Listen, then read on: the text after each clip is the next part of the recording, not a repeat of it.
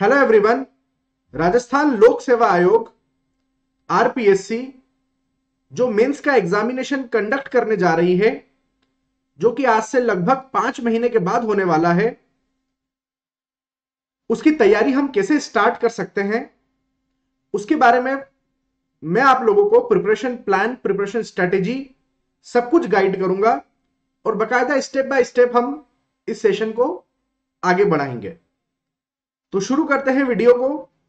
राजस्थान लोक सेवा आयोग आरपीएससी मेंस का जो एग्जामिनेशन होता है, इसमें टोटल 4 पेपर्स आप लोगों से लिए जाते हैं। इन 4 पेपर्स में से जो फर्स्ट पेपर होता है पेपर 1, वो हिंदी सब्जेक्ट का होता है। पेपर 2 सोशल एस्पेक्ट का होता है।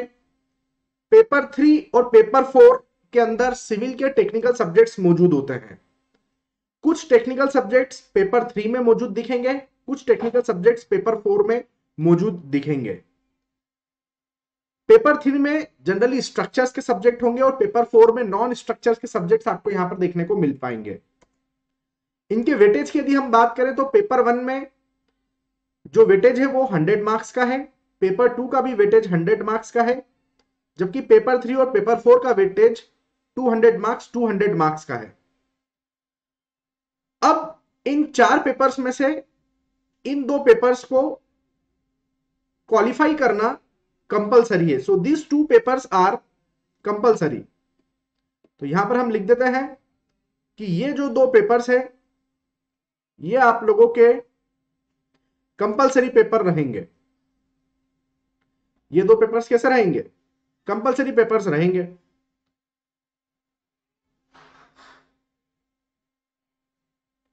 कंपलसरी पेपर का मतलब ये नहीं होता है कि ये 2 को दे सकते हैं, ये दे सकते हैं, ये छोड़ सकते हैं, ऐसा नहीं है। कंपलसरी पेपर का मतलब है कि उसको क्वालिफाई करना कंपलसरी है। एटलीस्ट 35 मार्क्स आप लोगों को पेपर 1 में, 35 मार्क्स एटलीस्ट आपको पेपर 2 में स्कोर करना ही पड़ेंगे। मतलब आउट ऑफ 100 मार्क्स कम से कम 35 नंबर आपके पेपर 1 में, आउट ऑफ 100 मार्क्स कम से कम 35 नंबर पेपर 2 में, मतलब हिंदी और सोशल एस्पेक्ट में आपको लाना ही है। उससे ज्यादा लेकर आते हैं तो वेल एंड गुड, क्योंकि ये तो पूरा ऐड होंगे सब्जेक्ट्स, इन सभी के मार्क्स ऐड होंगे।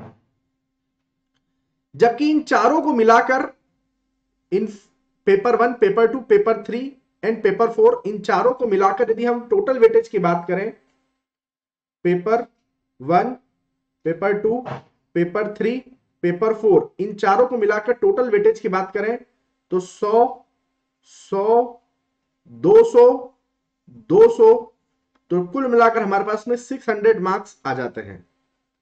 इन 600 मार्क्स में से आपको जो मिनिमम स्कोर लेकर आना है, इसके अंदर 35 मार्क्स लेकर आना है, इसके अंदर 35 मार्क्स मिनिमम लेकर आना है, और पूरे चारों में से इनका इंडिविजुअल नहीं दिया हुआ है, बाकी इस ओवरऑल में से, इस 600 में से कम 40%, मतलब 240 मार्क्स आपको स्कोर करने हैं आउट ऑफ 600।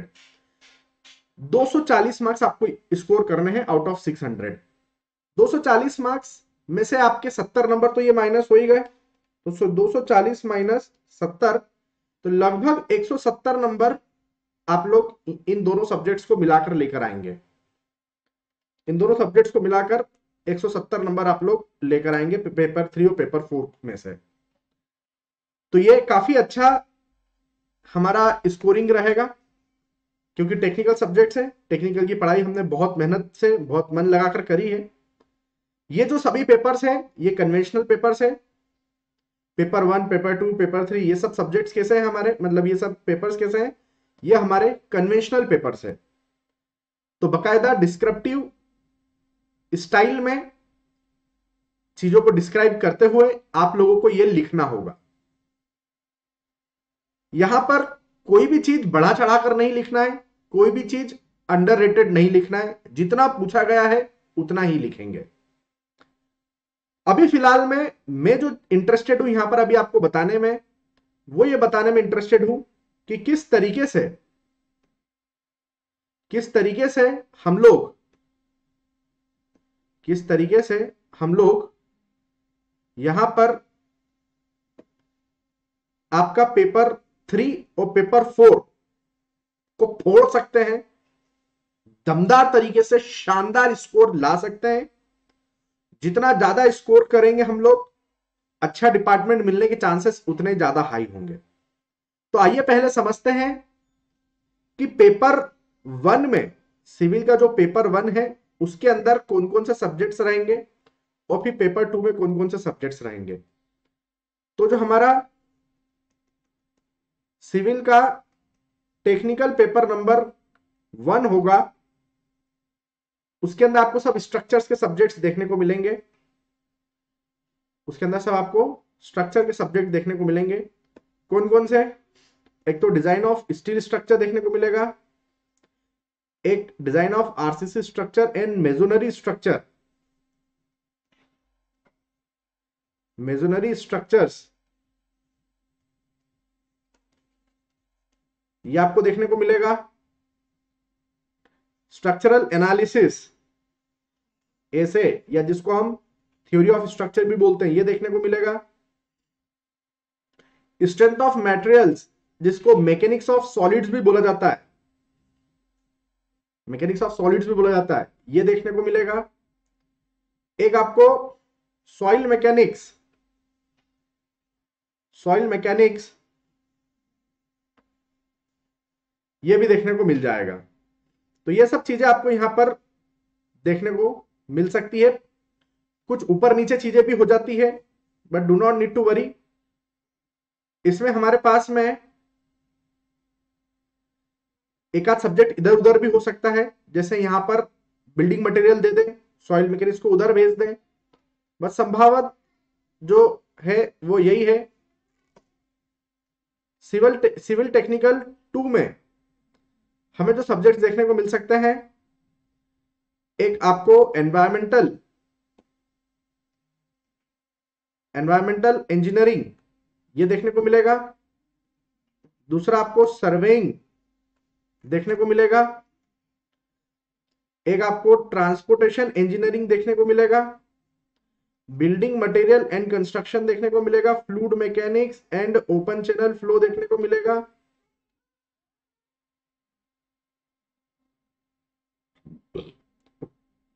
फाउंडेशन इंजीनियरिंग देखने को मिल सकता है। Foundation engineering, irrigation and hydrology, irrigation and hydrology, ये सब सब्जेक्ट्स आप लोगों को यहां पर देखने को मिलेंगे। ठीक है, अच्छी बात है। अब यहां पर जब हम किसी भी एक पेपर को उठाते हैं, मैं आपके बीच में एक पेपर लेकर आया हूं, ये एक मेरे पास में पेपर है। इस पेपर को जब मैं देखूंगा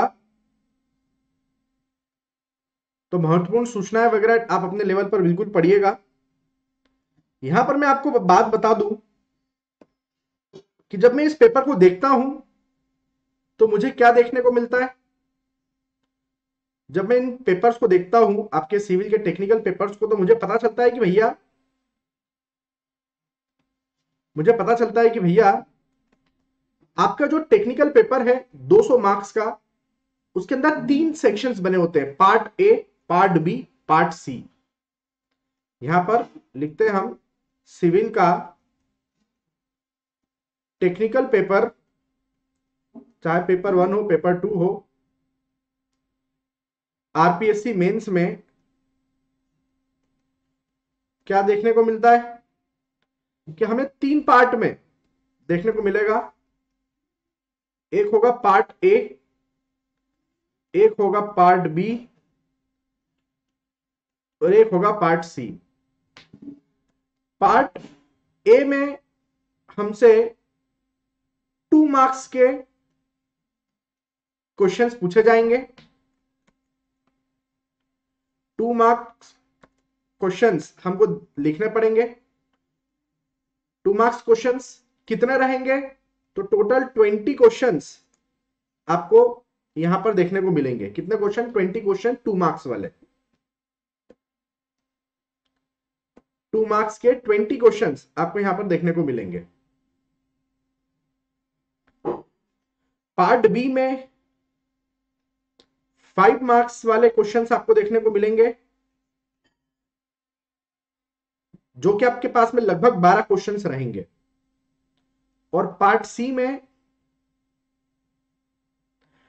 20 मार्क्स वाले क्वेश्चंस आपको देखने को मिलेंगे, जो कि 5 क्वेश्चंस रहेंगे। तो टोटल नंबर ऑफ क्वेश्चन जो मुझे लिखना है वो कितने लिखना है? 20 और 12 32,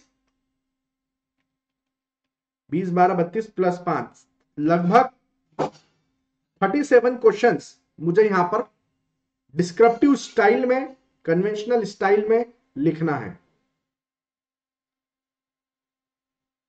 अब स्वाभाविक बात है कि यदि ये कम नंबर में है तो इसमें कम लिखना है, ये ज्यादा नंबर में है इसमें ज्यादा लिखना है, और ये बहुत ज्यादा नंबर में है तो उसमें बहुत ज्यादा लिखना है।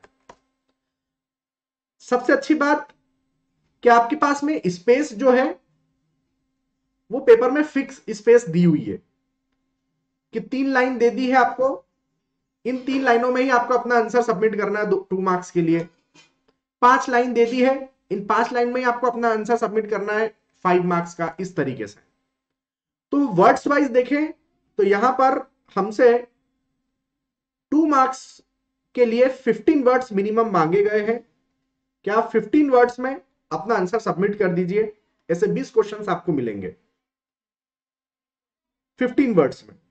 5 मार्क का क्वेश्चन है तो मिनिमम 50 वर्ड्स, 50 शब्दों में आप अपना आंसर सबमिट करिए। और जो 20 नंबर के क्वेश्चंस हैं जो कि मात्र 5 की संख्या में उपलब्ध होंगे, उसके अंदर लगभग 200 वर्ड्स आप लोग दे सकते हैं। 200 शब्दों में आपको अपना आंसर सबमिट करना होगा। इस हिसाब से यदि मैं यहां पर देखूं तो मेरे पास में कितने मार्क्स हो गए? 2 मार्क वाले 20 क्वेश्चन मतलब 40 मार्क्स, 40 मार्क्स।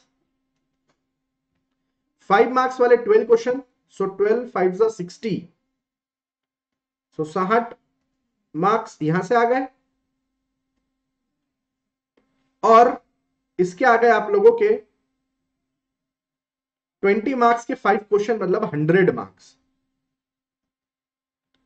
100 मार्क्स मेरे पास में यहां से आ गए। 100 मार्क्स मेरे पास में 100 मार्क्स मेरे पास में यहां से आ गए। क्लियर है बात? ठीक है, अच्छी बात है। इस तरीके से टोटल क्या मेरे पास में यहां पर 60 और 40 100 और 100 200, तो 200 मार्क्स मेरे पास में आ गए हैं। इस स्टाइल में आपका technical paper number 1, technical paper number 2 तैयार करके आपको दिया जाएगा। इसमें एक अच्छी चीज है, ये 20 क्वेश्चन पूरे के पूरे आपको अटेम्प्ट करना है, ये 12 क्वेश्चन पूरे के पूरे आपको अटेम्प्ट करना है। और जो 20 मार्क्स वाले क्वेश्चंस हैं उसमें आपको 5 से ज्यादा नंबर ऑफ क्वेश्चंस दे दिए जाएंगे। हो सकता है कि आपको यहां पर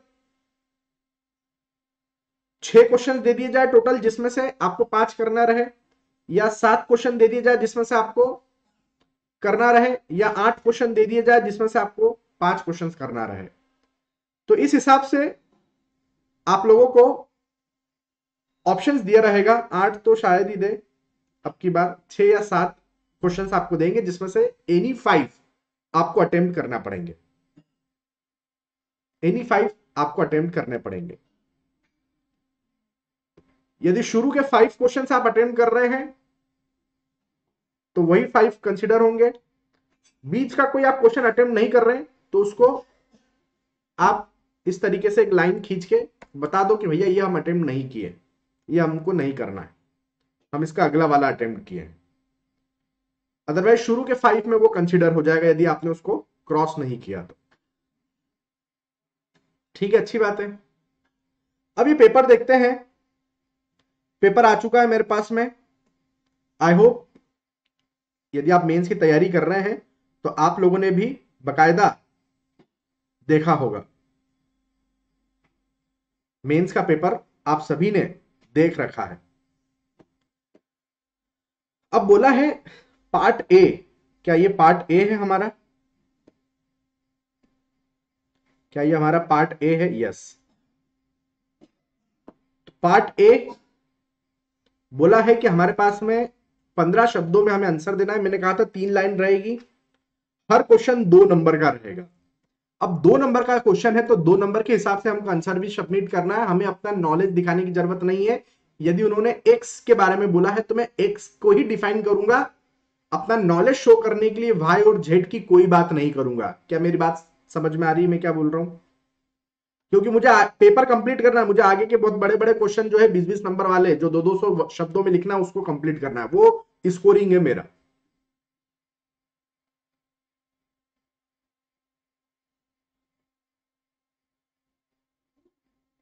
तो 2 नंबर का क्वेश्चन है, मिनिमम शेयर रेनफोर्समेंट यहां पर आपको कैलकुलेट करने के लिए बोला है। निकल आएगा तुरंत, फटाफट, जल्दी से। सब कुछ गिवन है, आपको डालना है फॉर्मूले में, आंसर निकालना है। फॉर्मूले में डालना है और आंसर निकालना है। What is pure bending? 15 शब्द। The pure bending can be defined as, 5 शब्द तो यही खत्म हो गए। 10 और लिखना है जो कि एग्जैक्टली प्योर बेंडिंग को डिफाइन कर रही हो। वो छोटा सा स्केच यदि बनाना चाहे साइड में तो वो बना के शो कर देना।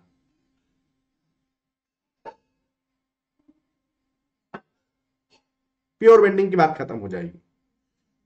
Distribution factor of moment distribution method, formula छोटा सा, डेफिनेशन उसकी, खत्म स्टेटमेंट।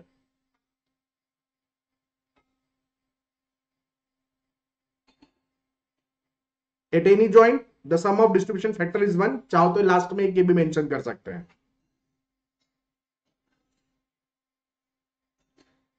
हमें कितना लिखना है वो एग्जैक्टली मेंशन्ड है, तो जरूरत से ज्यादा चीजों को हाईलाइट करके और बड़ा चढ़ाकर लिखने की जरूरत नहीं है।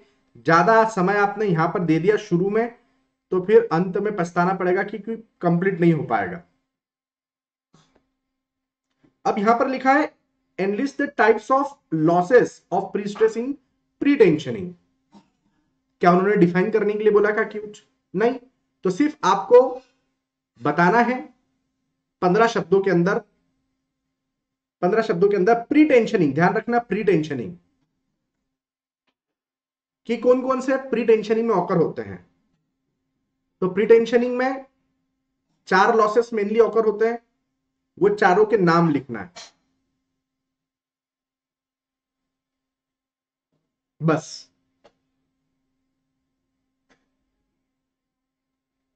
कि loss of prestress due to elastic shortening, loss of prestress due to creep in concrete, loss of prestress due to relaxation of steel strands, loss of prestress due to shrinkage. 4 लिखे, खत्म हो गई।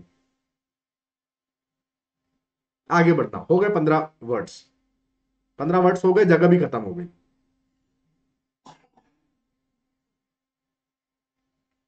आप ये नीचे यहां की जगहों को यदि यूटिलाइज करोगे, ये जो जगह है आपको ये 3 लाइन में ही लिखना है। ये नीचे की जगहों में भी थोड़ा थोड़ा कुछ घुसाने की कोशिश करोगे क्योंकि आपकी बात खत्म नहीं हुई है, इसलिए फिर आप नीचे की स्पेस में लिखने की कोशिश करोगे तो वो बताएगा कि आपको स्पेस का यूटिलाइजेशन करते नहीं आ रहा है। जब आपको बोला गया है कि 3 लाइन में खत्म करो, 15 वर्ड्स में खत्म करो, इसका मतलब है कि आपके पास अपने शब्दों पर कंट्रोल नहीं है। तो ऐसी हरकत हमको नहीं करना है। जरूरत से ज्यादा छोटे छोटे छोटे छोटे शब्द भी मत लिखना कि स्पेस कम है तो एकदम छोटे छोटे कि सामने वाला पढ़ ही ना पाए। जरूरत से बड़े बड़े शब्द भी मत लिखना कि वो 3 लाइन भी आप 15 शब्द ना लिख पाओ उसके अंदर।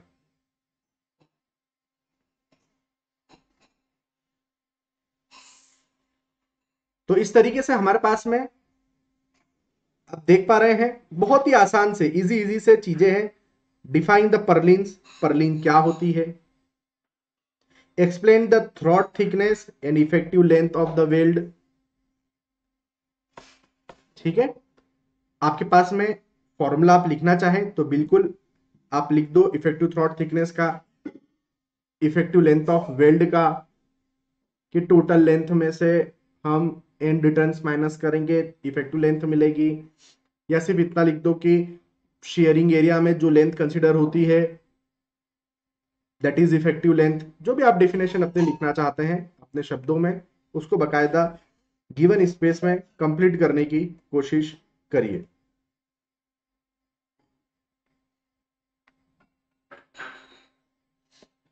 नेम द मेन फैक्टर और parameters on which pile group efficiency depends. So the pile group efficiency depends upon the, 15 में से 5 शब्द मेरे खत्म हो गए।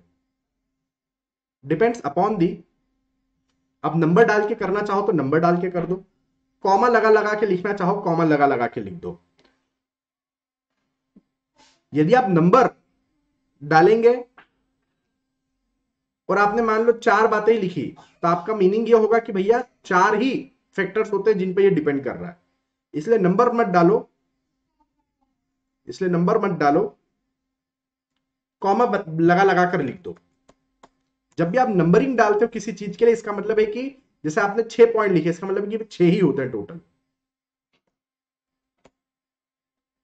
मेरे को लॉसेस का भी, मैंने प्री टेंशन में आपको लॉसेस बताया 4, तो 4 ही होते हैं, बात खत्म। पोस्ट टेंशन में 6 होते हैं, बात खत्म, फिक्स है वो।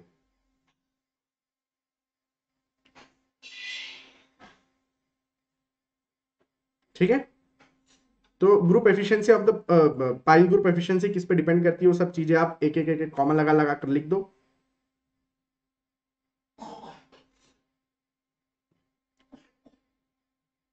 जल्दबाजी में अपनी जो हैंडराइटिंग है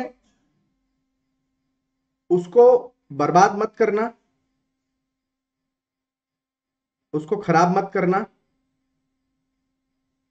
तो geotech define the coefficient of permeability of the soil, कैसे डिफाइन करोगे 15 वर्ड्स में?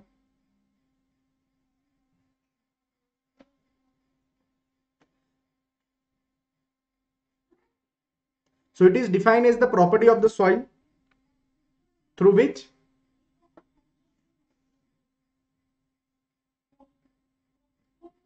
the water can flow through the interconnected voids of the soil.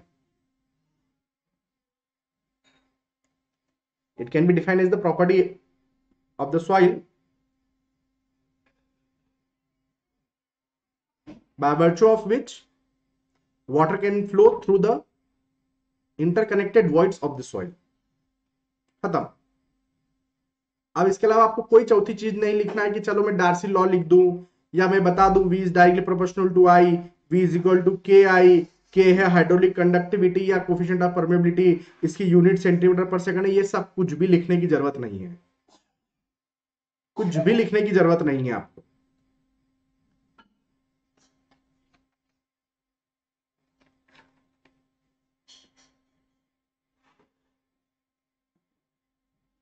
या मैं अलग अलग सॉइल की के की वैल्यू जो एक्सपेक्टेड हम पढ़ते हैं वो लिख दूं। जैसे मैंने ये जो डेफिनेशन आपको बोली, आपने यहां पर ये पूरी डेफिनेशन यहां से यहां तक में और यहां से यहां तक में लिखकर खत्म कर दी, हो गई डेफिनेशन मान लो आपकी कंप्लीट, जो अभी मैं आपको बोला। आपने देखा कि यार ये तो लगभग 14 वर्ड्स में ही खत्म हो गई है डेफिनेशन, 14 वर्ड्स में खत्म हो गई है। आपके पास स्पेस और बची है और आपको लग रहा है यार ये तो मैंने जल्दी लिख दिया, 30-40 सेकंड्स में और इसमें दे सकता हूं, 30 सेकंड 20 सेकंड्स में और दे सकता हूं। तो मैं क्या लिख दूंगा कि जनरली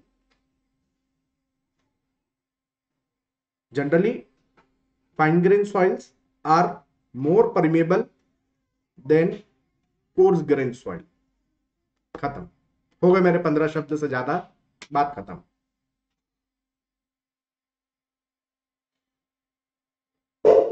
तो कुछ पॉइंट्स आपके दिमाग में उस समय तुरंत क्लिक करना चाहिए कि यदि मैं जो मिनिमम 15 वर्ड्स का क्राइटेरिया यदि मैं उसको फिलफिल नहीं कर पा रहा हूं, एक आध दो शब्द छूट रहे हैं, तो मैं एक और कौन सा स्टेटमेंट यहां पर फेंक के मारूं कि मेरा वो क्राइटेरिया फुलफिल हो जाए।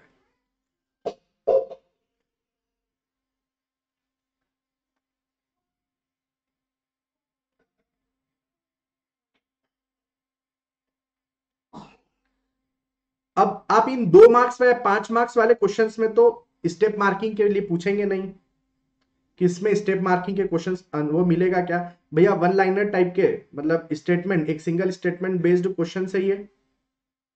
आपने सही लिखा तो मार्क्स पूरे मिलेंगे, नहीं लिखा तो नहीं मिलेंगे।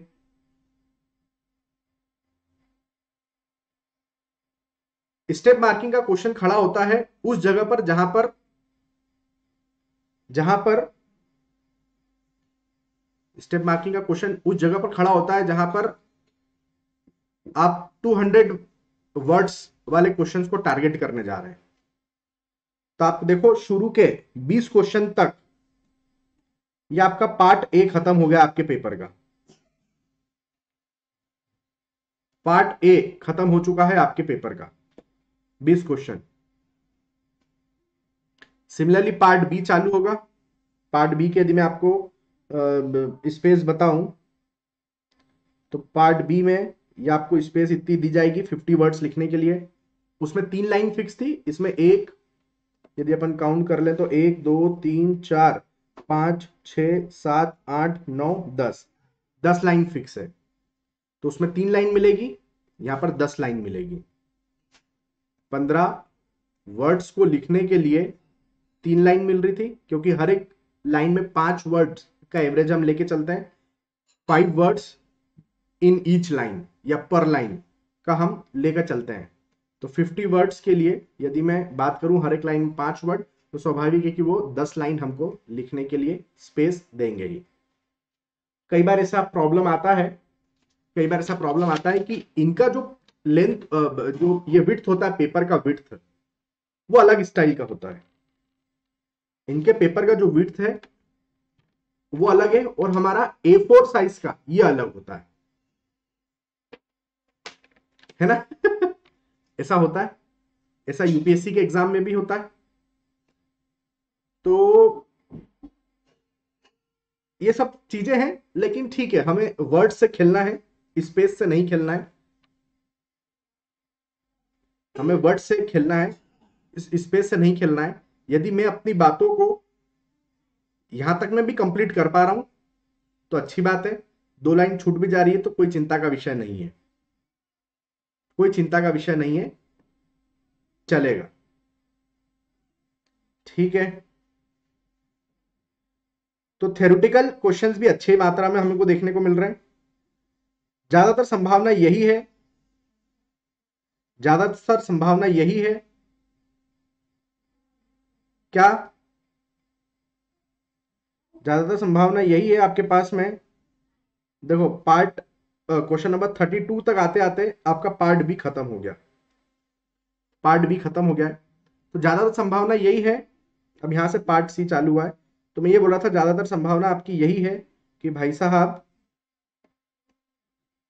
ये पार्ट सी चालू हुआ है, 200 शब्दों में आपको देना है, 20 मार्क्स का हर एक क्वेश्चन रहेगा और ऐसे आपको टोटल 5 क्वेश्चन अटेम्प्ट करना है। 6 दिए थे उन्होंने, 5 आपको करना है। तो मैं ये बोल रहा था ज्यादातर संभावना यही है कि जो 2 मार्क्स वाले क्वेश्चन है और जो 5 मार्क्स वाले क्वेश्चन है, इनमें ज्यादातर क्वेश्चन थ्योरेटिकल रहे, ज्यादातर क्वेश्चन क्या रहेंगे, थ्योरेटिकल रहेंगे। इक्का दुक्का क्वेश्चन आप लोगों को न्यूमेरिकल दिखेगा। और जो 20 नंबर वाले क्वेश्चन है, 20 मार्क्स वाले जो क्वेश्चन है, उसमें ज्यादातर क्वेश्चंस आपके न्यूमेरिकल ही रहेंगे। क्या मेरी बात समझ में आ रही, क्या बोल रहा हूं कि 2 मार्क और 5 मार्क वालों में से ज्यादातर क्वेश्चन थ्योरेटिकल होंगे। मैं ऐसा नहीं बोल रहा हूं कि इसमें बिल्कुल भी न्यूमेरिकल नहीं मिलेंगे, मिलेंगे भाई। 2 नंबर वाले में भी पहले ही क्वेश्चन न्यूमेरिकल था, मिनिमम शेयर रेनफोर्समेंट कैलकुलेट करने के लिए बोले थे, लेकिन ज्यादातर क्वेश्चन थ्योरेटिकल रहेंगे। तो हमको लिखने की स्पीड, हैबिट, तौर तरीके, लैंग्वेज, स्पेलिंग्स सब आना चाहिए। और 20 मार्क्स वाले में न्यूमेरिकल चीजें आपको देखने को मिलेगी। अब जैसे कि यही वाला क्वेश्चन जो है 20 मार्क्स का है, 20 मार्क्स के लिए है ये वाला क्वेश्चन। देखिए जरा, स्टील का क्वेश्चन दिख रहा है, सिंगल एंगल पर बेस्ड है, एक टेंशन मेंबर है, रूफ ट्रस में यूज हो रहा है। आई होप इसके लिए उन्होंने शेयर लेग फैक्टर वगैरह सब दिया हुआ है। और इस टाई मेंबर की उन्होंने अल्टीमेट टेंसाइल स्ट्रेंथ आपसे कैलकुलेट कराने के लिए बात कही है। उन्होंने खुद ने अपनी तरफ से मेंशन कर दिया, यदि कोई व्यक्ति को नहीं पता हो कि अल्टीमेट स्ट्रेंथ हमें निकालना क्या, तो उन्होंने खुद ने दे रखा है कि भैया ग्रॉस एरिया पर यील्डिंग और नेट एरिया पर रप्चर की स्ट्रेंथ कैलकुलेट करके बता दो, इन दोनों में से जो भी मिनिमम होगा वो हमारी स्ट्रेंथ बन जाएगी, जानते हैं आप। अब दो ही चीजें पूछिए, दो ही चीजों के हिसाब से आपको निकाल कर देना है। जानबूझ के अंदर अपना दिमाग लगा के कि चलो इसमें ब्लॉक शेयर स्ट्रेंथ भी निकालू, ऐसा नहीं करना है। चलो इसमें ब्लॉक शेयर स्ट्रेंथ भी निकालता हूं, ऐसा नहीं करना है आपको। इन दो को निकाल के बात खत्म कर देना, ठीक है जी। तो ऐसे सब क्वेश्चन से, बीम वगैरह से, आरसीसी से, स्टील से, जियोटेक से, ये स्ट्रक्चर का एक क्वेश्चन आ गया अपने पास में, है ना। स्ट्रक्चर का भी क्वेश्चन यहाँ पर अच्छा दिख रहा है। कैसा क्वेश्चन है? डिटर्मिनेंट क्वेश्चन है, कोई दिक्कत नहीं है। सोम का ये वैसे, तो ये स्पेस आपको प्रॉपरली मिल गई। ये आपका 37 क्वेश्चन, ये और आगे गया 38, यहाँ तक के तो करना ही है ना। तो ये सब हमको इस तरीके से लोग दे रखते हैं, ठीक है। इस तरीके से क्वेश्चंस हमको दिए होते हैं, तो आप प्रॉपरली प्लान करिए। अब मेन मुद्दा यहां पर जो मेरे पास में आता है कि सर ये जो क्वेश्चंस है इनकी प्रैक्टिस कहां से करें। ये जो मेन क्वेश्चन है इनकी प्रैक्टिस हम कहां से करें सर। तो आइए मैं आपको बताता हूं कि आपको क्वेश्चंस की जो प्रैक्टिस है ये कहां से करनी है। सबसे बेस्ट टू बेस्ट सोर्स आप लोगों को क्वेश्चंस प्रैक्टिस के लिए जो करना है, क्वेश्चंस प्रैक्टिस आप लोगों को करनी है अपने घर पर बैठकर शांति से। पहला, बिना किसी की बात सुने, बिना किसी का दिमाग लगाए, आप लोग इंजीनियरिंग सर्विसेज ईएसी के मेंस के, इंजीनियरिंग सर्विसेज जो मेंस के क्वेश्चंस है वो आप लोगों को प्रैक्टिस करना है। इंजीनियरिंग सर्विसेज मेंस के जो क्वेश्चंस है ये आप लोगों को प्रैक्टिस करना है। इसके अलावा जो गेट के 2 मार्क्स वाले क्वेश्चंस है वो आप लोगों को प्रैक्टिस करना है।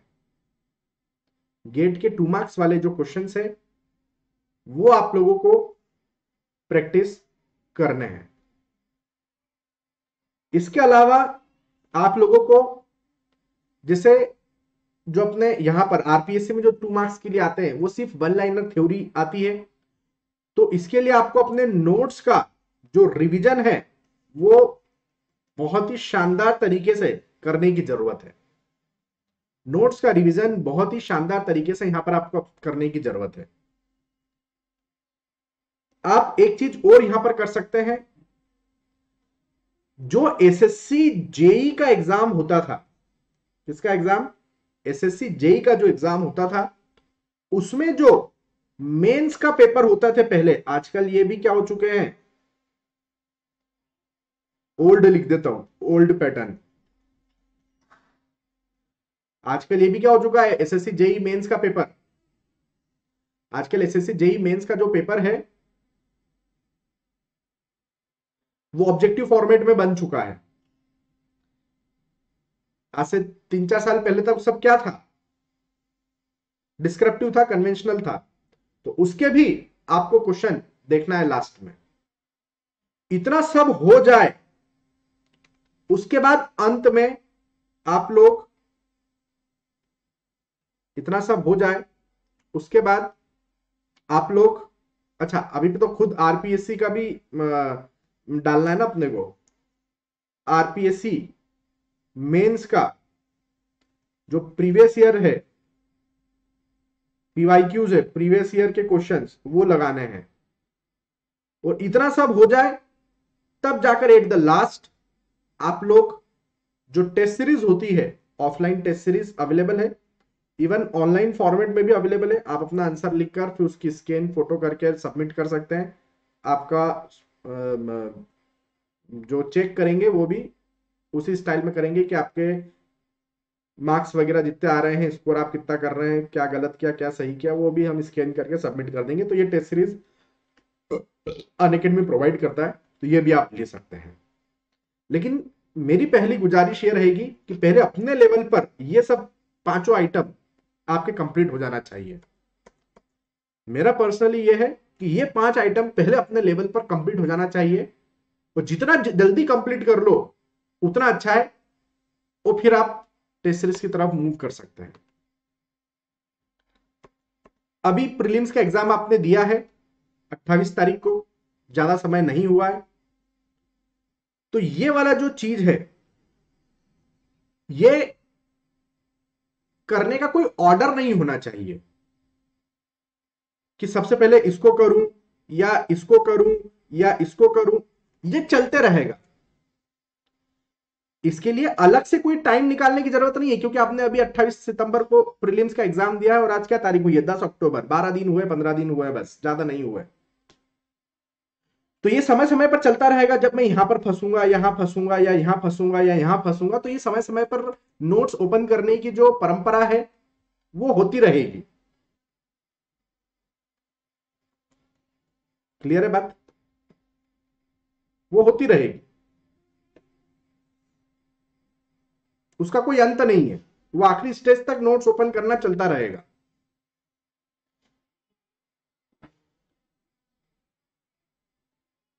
तो आप सबसे पहली फुर्सत में इसकी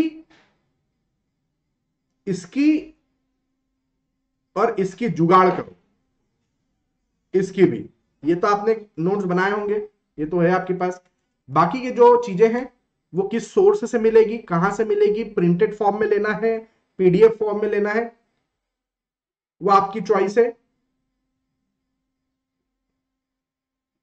अलग अलग पब्लिकेशंस ये प्रोवाइड करते हैं, कुछ अच्छे टॉप इंस्टीट्यूट्स हैं, अच्छे पब्लिकेशंस हैं, वो ये प्रोवाइड करते हैं, वो आपके पास होना चाहिए, वो आपके पास होना चाहिए। तो इस पर अच्छा करो, इस पर अच्छा समय दो। इतिहास गवाह है, प्रीवियस ईयर के क्वेश्चन देख लो, जो 2 नंबर वाले क्वेश्चन है वो डायरेक्टली थ्योरी बेस्ड यहां से मिल जाएंगे, जो 5 नंबर वाले आपके क्वेश्चन है वो यहां से मिल जाएंगे, और ईएससी के जो 20 नंबर वाले क्वेश्चन है वो भी आप लोगों को अपने आरपीएससी में यहां पर आते हुए नजर आ जाएंगे। ठीक है, तो लेवल ऑफ पेपर क्या रहेगा, किस पैटर्न के क्वेश्चन आ रहे हैं, किस स्टाइल में आपको आंसर लिखना है, वो सब आपका आइडिया आपको तब हो जाएगा जब आप इसको एक बार पहले देख लेंगे। तो 2014, 2018 ये मेंस के पेपर्स को उठा के एक बार देख लीजिएगा, तो थोड़ा सा आपको क्या हो जाएगा, अंदाजा हो जाएगा कि भैया किस तरीके के पेपर थे, किस टाइप के क्वेश्चंस थे, क्या क्या था वो। बाकी चीजें तो मैंने यहां पर बता ही दी है, पैटर्न तो मैंने बता ही दिया है, लेवल ऑफ क्वेश्चंस आपको अपने लेवल पर देखना होगा। ठीक है, हिंदी और सोशल एस्पेक्ट को नजरअंदाज नहीं किया जा सकता, अंडर एस्टिमेट नहीं किया जा सकता, उसका भी सिलेक्शन कराने में एक महत्वपूर्ण भूमिका रहेगी, तो उसको भी साइड बाय साइड हमको तैयारी करके चलना है। समझ में आती मेरी बात? मैं आपको टेस्ट सीरीज की भी जानकारी दूंगा, और आरपीएससी मेंस आप अनअकैडमी के साथ तैयारी करना चाहते हैं, हमारे साथ क्वेश्चंस की प्रैक्टिस, ये सब चीजें जो मैं आपको बता रहा हूं ना, ये यदि आप हमारे साथ प्रैक्टिस करना चाहते हैं तो वो प्रोग्राम भी हम लोगों ने लॉन्च कर दिया है, कल से ही लॉन्च हुआ है 9 अक्टूबर से, तो वो भी मैं आपको बता देता हूं, वो भी आप ज्वाइन कर सकते हैं हमारे साथ। तो हमारे पास में अभी तो देखो स्कॉलरशिप टेस्ट है 12 अक्टूबर को, एक सुबह 11 बजे शाम को 5 बजे, जिसमें 45 लाख तक के स्कॉलरशिप्स आपको दी जा रही है। ये गेट 2027 और 28 के एस्पिरेंट्स बिल्कुल दे सकते हैं। मैं आप लोगों को आरपीएससी के बारे में, ये गेट की बैचेस है 2027 के लिए, 2028 के लिए सब है हमारे पास। मैं मरुधरा बैच पर ज्यादा अभी फिलहाल में इस वीडियो में फोकस करूंगा कि आरपीएससी मेंस एग्जामिनेशन को क्रैक करना चाहते हैं, ओनली 3999 में मेरा कोड यूज करो, कोर्स बाय करने में अनअकैडमी स्टोर पर आपको ये मिलेगा, AZ11, this is my code, ये लगाकर आप परचेस कर सकते हैं। आपको टेस्ट सीरीज देना है 3499 में, यह भी आपको मिलेगा AZ11, ये आप कोड लगाकर परचेस कर सकते हैं। ठीक है जी, तो ये सब महत्वपूर्ण चीजें हैं जो कि अभी मैंने यहां पर आप लोगों को बताई है ना, ये बड़ी महत्वपूर्ण चीजें हैं, तो इसको नजरअंदाज नहीं करना है। ये आप स्कॉलरशिप टेस्ट दे सकते हैं, 100% तक का स्कॉलरशिप गारंटीड है, वो आपको दिया जाएगा। टॉप 250 रैंकर्स को। स्मार्ट वॉच है, हेडफोन्स है, मोबाइल है, स्मार्ट मोबाइल, स्मार्टफोन, लैपटॉप से अच्छे, वो सब दे जाएंगे। ठीक है, और नहीं कुछ अच्छा हुआ इसको तो भी 60% स्कॉलरशिप तो एश्योर्ड है, वो आप बिल्कुल ले सकते हैं। तो आशा करता हूं आज का ये जो सेशन है ये आप लोगों के लिए बेनिफिशियल रहा होगा। जो लोगों ने अभी तक तैयारी चालू नहीं की है वो अनअकैडमी के साथ तैयारी चालू कर सकते हैं। मैंने अपना कोड यहाँ पर बता दिया है। कोर्स बाय करते समय रेफरल कोड का ऑप्शन आता है, वो आप यहाँ डाल दीजिए, AZHEAD11। ऑफलाइन टेस्ट सीरीज भी आप दे सकते हैं, नो प्रॉब्लम। ठीक है, EAC वगैरह का भी इंटरव्यू का आपका है तो वो भी 99 रुपीज में आपको गाइडेंस प्रोग्राम ज्वाइन करवाया जा सकता है। तो ये सब चीजें हैं, बड़ी ही महत्वपूर्ण है, आप बिल्कुल इसका बेनिफिट लीजिए। तो इसी के साथ आज के वीडियो को अपन यहाँ पर समाप्त करते हैं। आई होप ये वीडियो से आपको थोड़ा बहुत मोटिवेशन मिला होगा, गाइडेंस मिली होगी, और क्वेश्चंस देखने के बाद कॉन्फिडेंस भी आया होगा कि यार ठीक है, क्वेश्चन तो इजी लेवल के ही है, कोई बहुत खतरनाक चीज नहीं है। स्टील के जो क्वेश्चन है आरपीएससी वालों को स्पेशली मैंने पढ़ाई रखा है, सब स्टील वगैरह आरसीसी वगैरह तो सब कर सकते हैं, कोई दिक्कत वाली बात नहीं है। ठीक है, जो बच्चे आरपीसी मुझसे पढ़े हैं वो जानते हैं स्टील आरसीसी और स्टील दोनों आराम से हो जाएगा। और भी सब टीचर्स ने पढ़ाया है, सब शानदार तरीके से है। प्रैक्टिस करना चाहते हैं क्वेश्चंस की, बैच अलग से अवेलेबल है, टेस्ट सीरीज अलग से अवेलेबल है, ज्वाइन करके आप आ सकते हैं।